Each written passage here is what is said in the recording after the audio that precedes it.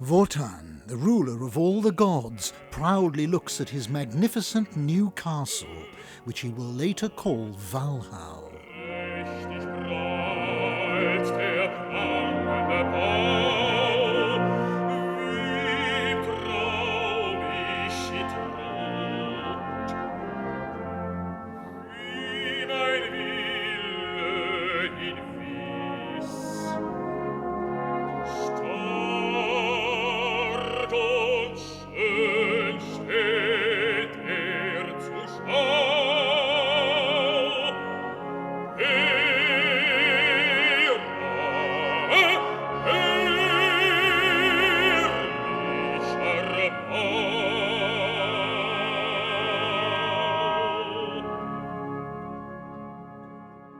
Wotan is a good and idealistic god, but symbolic of a human ruler, he's flawed in his desire for more and more power, more than he is entitled to have. He has made a major mistake. He employed the giants Fasolt and Fafnir to build him the castle, giving him and his wife Fricka the most supreme, glorious stronghold. But he made a false deal with them. He told them he would give them Fricka's sister Freya, the goddess of youth and beauty, as payment, and he has never intended to honour that deal, no more than he has honoured his marriage, as he has been unfaithful. When he finds out that a ring of stolen gold giving its owner total supreme power over the universe has been forged by the Nibelung Alberich, he's fixated to steal it and the treasure of gold that goes with it, so that he can pay off the giants with the gold and keep the ring for himself.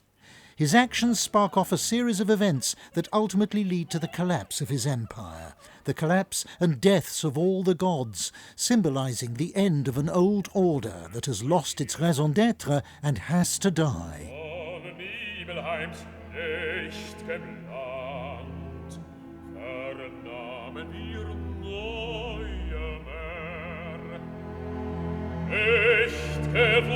Wirke hier Alberich, daran uns zu weinen, trieb uns Gäste die Gier.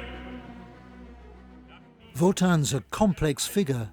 After stealing the ring, which is then cursed by Alberich, he's put in a position where he reluctantly gives it up, and he then tries all he can to make amends for what he has done by creating a new and good human race, the Volsungs, for a new and reformed era.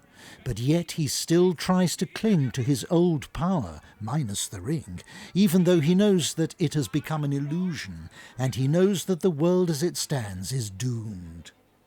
The role is a great challenge to perform vocally and theatrically, and Dietrich Fischer-Dieskau had strong convictions about it, as well as the staging of the entire ring cycle. Still, it must be a part of Richard Wagner himself. I mean, he sees himself in this figure, very much so. And it's so sad that the producers think they have to create new pieces around this, just to catch one side, one idea, one point of view in this, and to direct all in one direction, you know, only. And they lead away from the music, which is, of course, the wrong way. The music has to stay the center of the whole thing.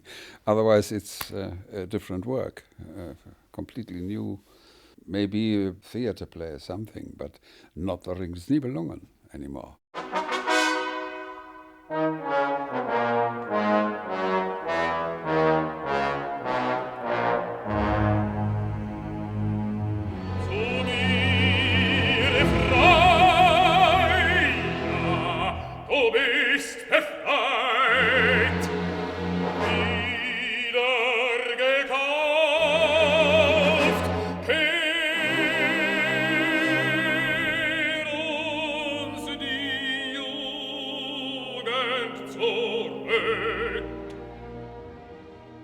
Dietrich Fischer-Dieskau was personally chosen by the great conductor Herbert von Karajan to be the Wotan in his recording of Das Rheingold, this first opera in the cycle of 4 operas that make up Wagner's Der Ring des Nibelungen.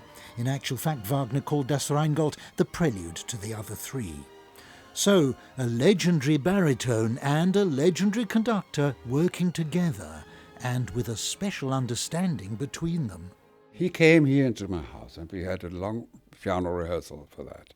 And he didn't say much, but the few sentences he said now and then was enough for me to know what he wanted.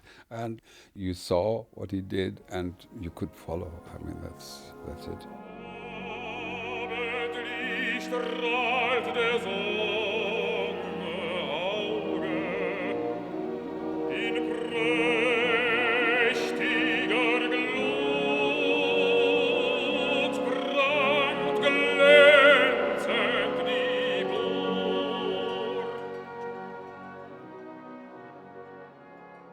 For Dietrich Fischer-Dieskau, Herbert von Karajan was one of the greatest conductors in his experience. A man who is estimated, I think, more now than he was when he still was alive. Because he led the attention upon too many side effects, like driving an airplane, like having the last modern sports cars, and I don't know what, being the best suited man of Austria or something like this. You know, he had to say something, really. And one recognizes this only now with some of his recordings. Of course, it's never replacing the person itself, who was a strong analyst, who was a very, very concentrated rehearser with the orchestra, when he was in the mood. Of course, he was, in the last time of his life, he was already not anymore strong enough to keep it through sometimes. But when he was younger, it was quite illuminating, is that right? What he had to say.